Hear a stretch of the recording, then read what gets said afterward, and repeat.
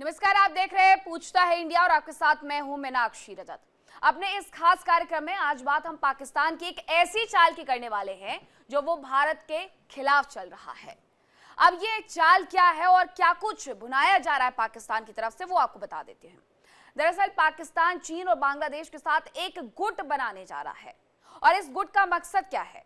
भारत को एशिया महाद्वीप में अलग थलग करने का ये पूरा प्रयास किया जा रहा है। इस्लामाबाद में कार्यक्रम में पाकिस्तान के उप प्रधानमंत्री इशाक डार ने क्या कुछ कहा वो जानिए। उनकी तरफ से कहा गया कि पाकिस्तान बांग्लादेश और चीन के साथ द्विपक्षीय पहल को विस्तार देने जा रहा है।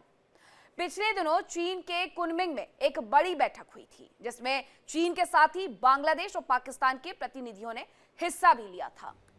यूं तो पाकिस्तान अब तक भारत के साथ जंग में कई बार हारा है और बांग्लादेश की अगर जन्म की बात करें, कब ये देश बना था, तो बांग्लादेश का इतिहास बहुत ज्यादा पुराना नहीं है, बल्कि भारत की मदद से ही उसे आजादी मिली, उसका अस्तित्व सामने आया और वो साल था 1971 का। भारत की जीत और पाकिस्तान की हार के साथ ही बांग्लादेश का जन्म हो जाता है। पाकिस्तान और बांग्लादेश को चीन का साथ मिल जाने से तिकड़ी भारत के लिए सिरदर्द जरूर बन सकती है, लेकिन ये नहीं कहा जा सकता है कि बहुत बड़ी मुसीबत खड़ी हो जाएगी। भारत के पश्चिमी किनारे पर मौजूद पाकिस्तान आज तक भारत से कभी भी सीधी लड़ाई में ना तो जीता है और ना ही आने वाले वक्त में कभी जीत पाएगा। लिहाजा पाकिस्तानी हुक्मरान भारत के खिलाफ साजिश करते रहते हैं। पुरानी आदत है उनकी भारत के खिलाफ चाल चलने की और उसके बाद मुंह के बल गिरने की। पाकिस्तान की सरकार और सेना आतंकियों को सहयोग करती है, पूरी दुनिया जानती है, ये किसी से छिपा नहीं है। उन्हें भारत में क्योंकि आतंक फैलाने के लिए सीमा पार करवानी होती है, जबकि पश्चिमी सीमा पर मौजूद बांग्लादेश की जो सैन्य ताकत है वो भारत के मुकाबले काफी कम है। लेकिन बीते कुछ महीनों में बांग्लादेश और पाकिस्तान की जो नजदीकियां हैं वो जरूर बढ़ी है, खासकर जब से वहां पर तख्ता पलट हुआ है उसके बाद से। भारत की सिलीगुड़ी कॉरिडोर के पास ही लालमनिरहाट एयरबेस के पास बांग्लादेश की गतिविधियां काफी तेज हो गई हैं, ये जानकारी भी मिली थी। खबरें ये भी कहती हैं कि ये एयरबेस पश्चिम बंगाल के कूच बिहार से महज 20 किलोमीटर दूर है, जबकि उत्तर पूर्वी सीमा पर मौजूद चीन ने साल 2020 से ही जो मिसाइल उत्पादन केंद्र है वो कई गुना तेजी से विस्तार उनका किया है। कहीं 9 केंद्र लगा दिए, कहीं 10 केंद्र बना दिए हैं मिसाइल उत्पादन के। चीन ने भारत की सीमा के पास ही 2 मिसाइल फैक्ट्रियां लगाई हैं। साथ ही श्रीलंका और मालदीव जैसे जो देश हैं उसमें अपनी मौजूदगी बढ़ाने की कोशिश भी उसकी तरफ से बार बार की जाती है।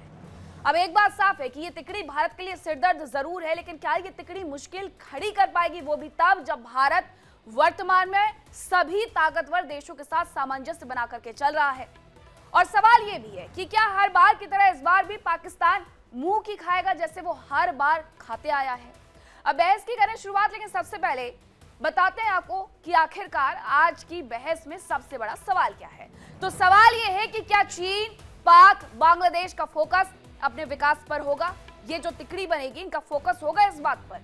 दूसरा सवाल यह है कि क्या इस गठबंधन से भारत की संप्रभुता को कोई खतरा है? ये भी सवाल है। सवाल यह भी कि क्या भारत को अब दूसरे संगठनों पर ध्यान देना चाहिए? चलिए करते हैं चर्चा की शुरुआत। कौन कौन से मेहमान हमारे साथ जुड़ रहे हैं, सीधे आपसे तारुफ करवाती हूँ। कर्नल संजीत सिरोही रक्षा विशेषज्ञ हैं, हमारे साथ जुड़ रहे हैं। अमित तिवारी अर्थशास्त्री हैं। निपुण आलम बयान है, विदेश मामलों के जानकार हैं, जुड़ेंगे हमारे साथ। और हुसैन जावेद है, पाकिस्तानी पत्रकार हैं। सबसे पहले हुसैन जावेद से ही समझते हैं कि पाकिस्तान जो ये तिकड़ी बनाने की सोच रहा है, इसके पीछे की वजह क्या समझ में आती है और पाकिस्तान को अचानक से इसकी आवश्यकता क्यों महसूस हुई? हुसैन जावेद। जी मैम, सबसे पहले आपका शुक्रिया कि आपने इनवाइट किया और जो हमारे गेस्ट्स हैं उनको भी सलाम। देखिए, ये कोई सोच एक आध दिन की बात नहीं है, एक आध साल की बात नहीं है। बहुत अरसे से ये सोचा जा रहा था कि 1985 में जो एक अरेंजमेंट किया गया साउथ एशिया में सार्क के नाम से, जो कि उस वक्त के जो बांग्लादेश के प्रेसिडेंट थे जियाउर रहमान, उनका ब्रेन चाइल्ड था। एक अच्छी शुरुआत थी, इंडिया भी शामिल था, हम भी थे, बांग्लादेश भी था और दूसरे मुल्क भी थे। और एक बहुत अच्छा ख्वाब भी उस वक्त देखा गया सॉफ्टा के नाम से, कि यानी कि जो सार्क कंट्रीज में एक फ्री ट्रेड एग्रीमेंट होगा, आपस में लोग एक दूसरे से कनेक्ट होंगे और ये रीजन जो है ये इस तरह बहुत आगे भी जाएगा। लेकिन आज 40 साल हो चुके हैं और वो सार्क जो है वो लगभग पिछले 25 साल से तो बिल्कुल ही नॉन एक्टिव हो चुका है, नॉन एग्जिस्टेंट हो चुका है। अब ऐसे में क्या किया जाए? क्या उस सार्क से मजीद उम्मीदें रखनी चाहिए? तो मैं समझता हूँ जो हमारे फॉरेन मिनिस्टर इसाक डार साहब, उन्होंने इस्लामाबाद में एक थिंक टैंक में खिताब करते हुए एक बड़ा अच्छा आइडिया पिच किया है और उन्होंने ग्रेटर साउथ एशिया की भी इसमें बात की है कि क्यों ना एक नई रीजनल बॉडी जो है उसको इस तरह से तश्कील दिया जाए। और देखिए अभी तो इस पे बात हो रही है, अभी इस पे काफी काम होना है। हम ये कह नहीं सकते कि ये बिल्कुल हो गया है। लेकिन मैं इसमें ये कहूँ कि हमारी भी ये ख्वाहिश है, बीजिंग की हाँ भी और जी, ढाका की भी, कि ये ठीक है। 3 मुल्क तो इत्तेफाक कर रहे हैं इस पे अभी तक। अब देखिए लेकिन हुसैन इंडिया जावेद जी, सवाल यही खड़ा होता है कि अगर ये तीनों गुट आपस में बनते हैं, ये तीनों देशों का गुट बनता है, तो सबसे बड़ा सवाल यही खड़ा होता है कि क्या ये अपने अपने देश की भलाई के बारे में सोचेंगे या दूसरे देश के खिलाफ जो रणनीति है उसको बनाने के बारे में सोचेंगे। हमने देखा था कि पाकिस्तान में सीपैक का बड़े जोर शोर से स्वागत होता है सीपैक को लेकर के, लेकिन सीपैक के बाद क्या हुआ? चाइना का आधे से ज्यादा कब्जा पाकिस्तान पर हो गया। बहुत सारे मजदूरों को लेकर के ये कहा गया कि पाकिस्तान में क्योंकि बहुत सारी आतंकी घटनाएं होती हैं, इस वजह से चाइना ने अपने मजदूरों को तक वापस बुलाना शुरू कर दिया। तो सीपैक का तो बहुत ज्यादा असर देखने को नहीं मिला। और दूसरा सवाल मेरा, इसी में मैं एक और जोड़ देती हूँ हुसैन जावेद जी, क्योंकि आपके देश की बात है इसलिए लंबा वक्त आपको भी दे रही हूं मैं। हुसैन जावेद, सवाल यह भी है कि जब इसमें आप जानते हैं कि चाइना ऊपर है, बांग्लादेश और पाकिस्तान यहां है, तो क्या चाइना पाकिस्तान को और बांग्लादेश को दबाने का प्रयास नहीं करेगा? जी, बिल्कुल, मैंने आपके दोनों सवाल सुने। देखिए, पहली बात तो ये कि सी पैक के बारे में जिस तरह की नेगेटिविटी पाई जाती है ना, सी पैक उससे बिल्कुल दूर है। पहला फेज़ काफ़ी तक कामयाब हो चुका है। अब तो सी पैक 2 स्टार्ट हो रहा है, जिसके तहत स्पेशल इकोनॉमिक ज़ोन बनने जा रहे हैं और अनएम्प्लॉयमेंट का इसमें उसको भी कंट्रोल किया जाएगा और नए-नए जो इसमें एनर्जी के हवाले से अपॉर्चुनिटीज है उनको भी हाँ। इसमें देखा जाएगा। तो देखिए सी पैक 1 अगर नाकाम होता तो सी पैक 2 शुरू क्यों होता? तो ये बहुत ही जबरदस्त किस्म का हमारा मंसूबा है जो चाइना के साथ आगे बढ़े। सी पैक में प्रॉब्लम इसलिए आए थे, हालात खराब थे, ये आपको भी पता है, हमें भी पता है। लेकिन ये इस्लामाबाद, बीजिंग इस पे खड़े कि हमने इसे कंप्लीट करना है और फेज 2 भी जल्द स्टार्ट करने जा रहे हैं। दूसरा आपका सवाल कि क्या ये जो नई इस तरह की रीजनल हाँ। बॉडी इस तरह सामने आती तो क्या चाइना जो है इसमें ढाका इस्लामाबाद को दबाएगा? देखिए साहब, हमारा तो एक्सपीरियंस चाइना के साथ पिछले 70 साल का जो बहुत ही अच्छा है। एक भी ऐसा मौका नहीं आया जहां हमें कहीं से लगा हो कि चाइना हमारे साथ दोस्ती नहीं कर रहा, हम पे डोमिनेट कर रहा है। वो फ्रेंड नहीं है, वो मास्टर बन रहा है। चाइना ने हमें कभी तासुर नहीं दिया है और यही वजह कि पाक चाइना ताल्लुकात बहुत अच्छे हैं। लेकिन एक बात जो हुसैन मेरी जावेद, उसमें इंशाअल्लाह कि मैं आपके मुल्क में, इंशाअल्लाह कि आपके मुल्क में आपके तरीके के लोग होते तो आज पाकिस्तान की हालत कुछ और होती। लेकिन पाकिस्तान जब जब कदम आगे बढ़ाता है तब तब सवालिया निशान लग जाते हैं। निपुण आलम बयान का मैं रुख कर आपकी लेती हूँ। इजाजत से एक लाइन मैम मैं आपकी इजाजत से सिर्फ हाँ एक लाइन, वो हाँ ये कि ये जो इस तरह नई बॉडी अगर बन जाती है तो अभी तमाम मुल्क यानी कि इस्लामाबाद, ढाका, बीजिंग, हमारी सोच है कि इंडिया भी ज्वाइन करे। लेकिन हम सबको पता नहीं, है कि सोच इंडिया नहीं इसको है सर, ज्वाइन वो नहीं तो करेगा। सार्क क्योंकि इतने लंबे वक्त से निष्क्रिय पड़ा हुआ है इसलिए इसकी आवश्यकता पड़ी और यही तर्क इसके पीछे दिया गया था। निपुण आलम बयान मेरे साथ जुड़ गए हैं, जरा उनसे समझते हैं कि जब भारत एक बड़ी आर्थिक और सामरिक शक्ति है तो भारत को दरकिनार करके भले ही एक ग्रुप बनाने की बात की जा रही है, लेकिन वो ग्रुप कितना ज्यादा सक्सेसफुल होगा ये भी सवाल है। बिल्कुल, देखिए मीनाक्षी जी, आपने बिल्कुल सही बात कहा। और अभी मैं सुन भी रहा था, जो हुसैन जावेद जी को सुन भी रहा था, वो बड़ी बड़ी दलीलें चीन के बारे में भी दे रहे थे। और देखिए, अगर मान लीजिए ये गुट बनता भी है तो दोनों बातें इसके अंदर हैं। एक तो चाइना डोमिनेट करेगा और दूसरा ये चाइना की लायबिलिटीज हो जाएगी ये गुट। क्यों? क्योंकि पाकिस्तान और वर्तमान में बांग्लादेश के पास देने के लिए तो कुछ भी नहीं है। ये तो बल्कि एक क्या बन जाते हैं, एसेट बनते हैं, लाइबिलिटीज बन जाते हैं। इतना फंड्स, अभी मैं आपको छोटा उदाहरण देता हूँ सार्क के बारे में। सार्क का ये जिक्र कर रहे थे, सार्क की यूनिवर्सिटी है हमारी दिल्ली में, छतरपुर में, सार्क यूनिवर्सिटी करके। तो वहां पर जब ये सार्क यूनिवर्सिटी बनाई गई थी तो उसमें यह तय किया गया था कि हर देश उसमें अपने स्टूडेंट और जनसंख्या के अकॉर्डिंग कॉन्ट्रीब्यूशंस करेगा। कई कई सालों तक तो पाकिस्तान ने उस यूनिवर्सिटी को चलाने के लिए, रन करने के लिए पैसे तक नहीं दिए। जब सार्क यूनिवर्सिटी ने कहा कि हम तुम्हारे स्टूडेंट्स को एडमिशन लेना बंद कर देंगे, तब इन्होंने इस बयान की 2024 गया तब इसमें पैसा दिया, नहीं तो पिछले कई सालों से पैसा तक सार्क यूनिवर्सिटी को देने के लिए नहीं था। तो अगर ये सार्क का विकल्प बनाकर सोच रहे हैं कि चीन के साथ मिलकर बनाएं, देखिए एक बात कही जाती है मीनाक्षी जी, पुराने हम लोग गांव देहात से जुड़े लोग हैं, कि दोस्ती जो होती है ना वो बराबरी वालों में होती है। कहाँ चीन, और आपने बड़ा अच्छा एग्जाम्पल दिया कहाँ पर चीन और कहाँ पर पाकिस्तान, ये बैलेंस बनाएंगे तो बनाएंगे कैसे, किस प्रकार से बनाएंगे। आप कहते रहे, आप कह रहे हैं कि सीपैक 2 शुरू होने वाला है, अब तक क्यों शुरू नहीं हो गया? 2013 में सीपैक शुरू हुआ था, 2013 से लेके आज 2025 में हम खड़े हैं, सीपैक तो पूरा हो जाना चाहिए था। सेकंड फेज की बात कर रहे हैं। जानकारी तो यह है कि चीन ने सेकंड फेज के लिए कहा है कि तुम अपना पैसा खुद लगाओ, पाकिस्तान इकट्ठा करेगा और पाकिस्तान ही लगाएगा। दूसरी बात यह कि पाकिस्तान जितना पैसा ले रहा है चीन से, क्योंकि मैं जावेद भाई से पूछूंगा, ये सिरदर्द भी है कहीं ना कहीं चाइना के लिए। ये सीपैक इसमें कार्यक्रम तो उन्होंने बड़े जोर शोर से लॉन्च किया। हाँ, कि चीन ने कितना एस्टिमेट कॉस्ट लगाई थी सीपैक के लिए, और जितनी एस्टिमेट कॉस्ट लगाई थी उससे ज्यादा ऑलरेडी खर्च हो चुका है। और सेकंड फेज के लिए कितनी कॉस्ट लगा रहे हैं, जरा एक बार जावेद भाई ये भी बताएं चीन के बारे में। ठीक है, अब उनसे जवाब हम ले लेंगे। कर्नल संजीव सिरोही आ गए हैं, जरा उनका रुख कर लेती हूँ। कर्नल संजीव सिरोही, इन 3 देशों का साथ में आना क्या भारत के लिए सिरदर्द बन सकता है, भारत के लिए खतरा बन सकता है? वो भी तब जब हम ऑलरेडी बहुत सारे ग्रुप्स में शामिल हैं, हम ब्रिक्स में शामिल हैं, हम क्वाड में शामिल हैं, हम बिम्स्टेक में शामिल हैं, जिसमें पाकिस्तान नहीं शामिल है। तो क्या ये भारत के लिए सिरदर्द है, भारत के लिए मुसीबत है, क्या समझा जाए सर इसे?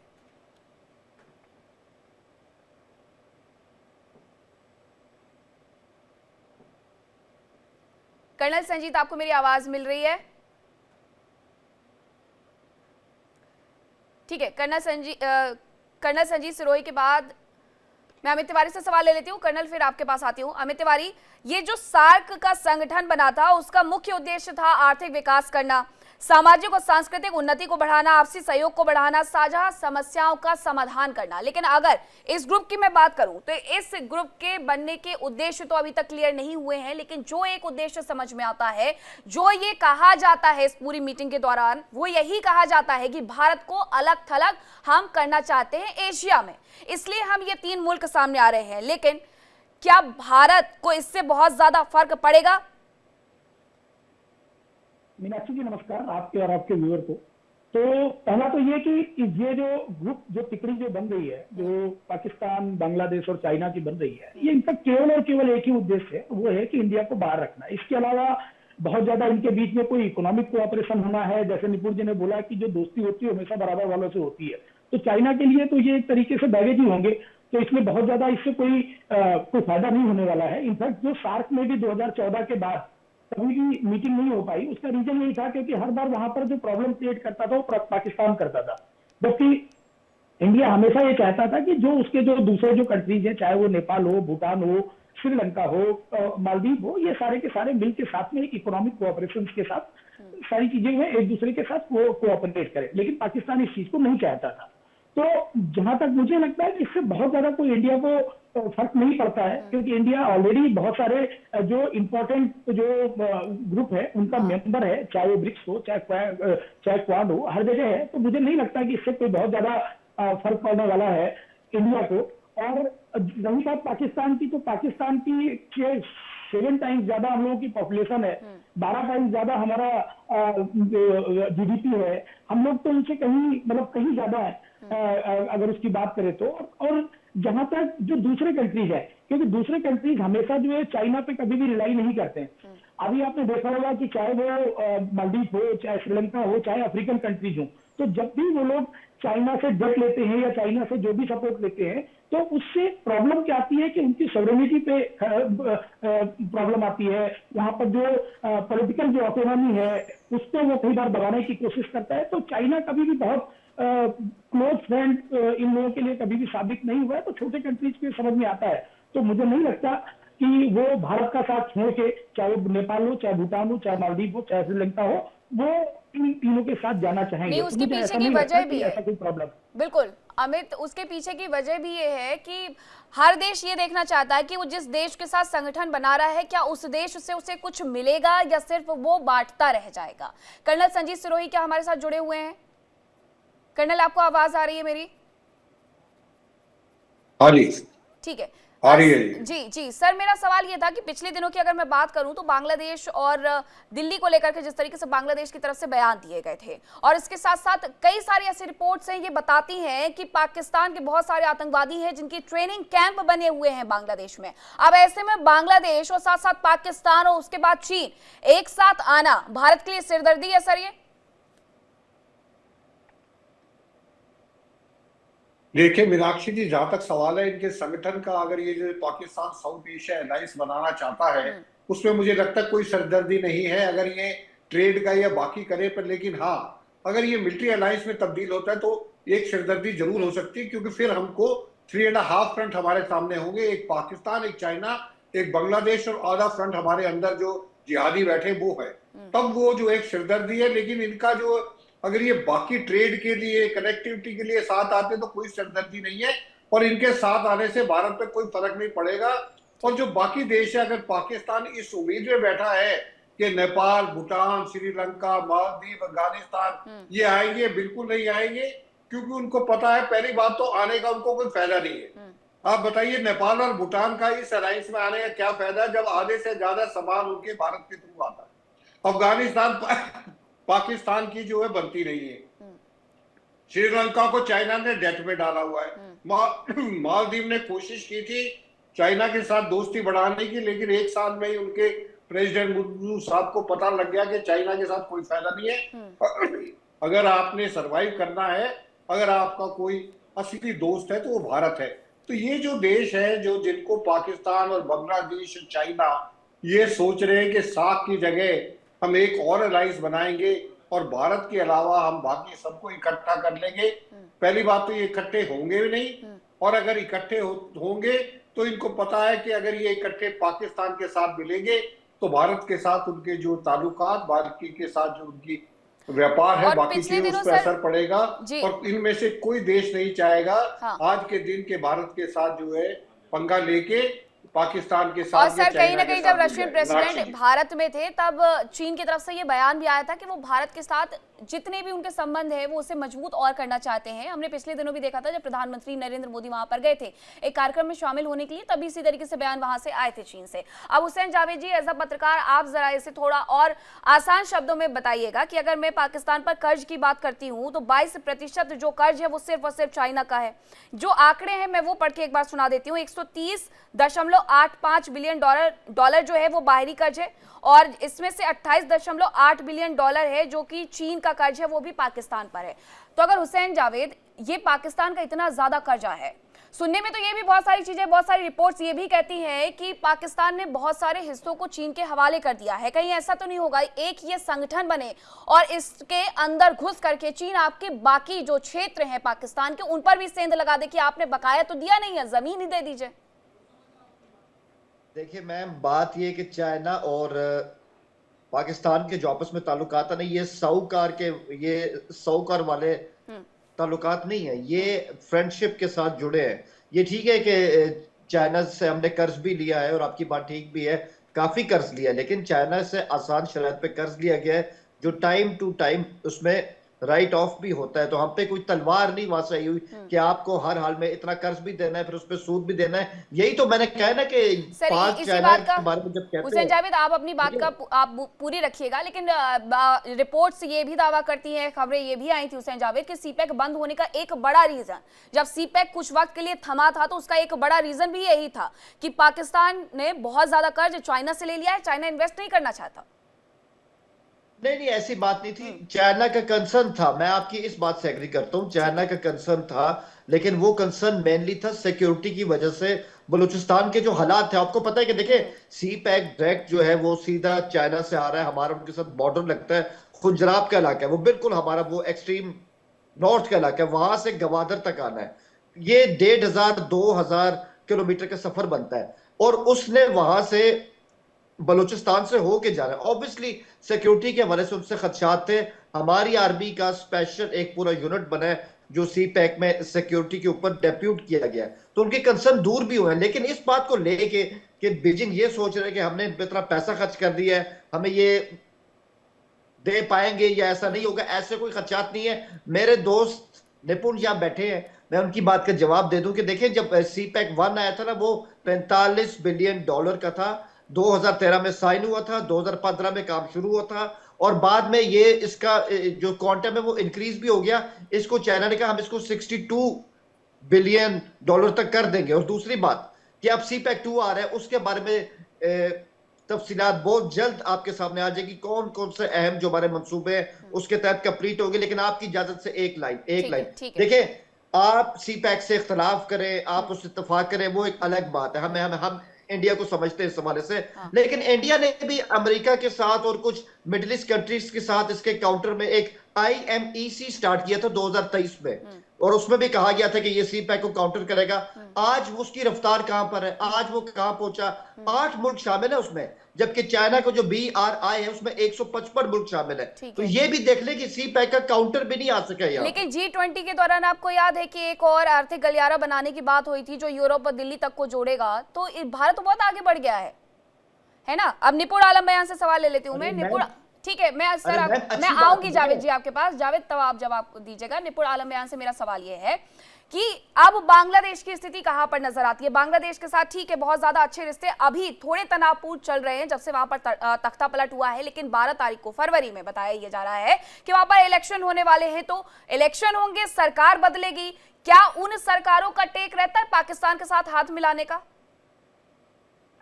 देखिए, बांग्लादेश का अभी तो चुनाव फरवरी में हो जाए, पहली तो बात ये। और दूसरा, मैं मानकर चल रहा हूं कि जो चुनाव होने वाले हैं बांग्लादेश में वो फेयर इलेक्शन नहीं होंगे। रीजंस का सिंपल सा ये है कि जो वहां की सबसे मजबूत पार्टी है उनको तो उन्होंने बैन कर दिया है, अवामी लीग को। ठीक। और अवामी लीग के शेख हसीना जो नेता है उनके लिए उन्होंने डेथ सेंटेंस जारी कर दिया है।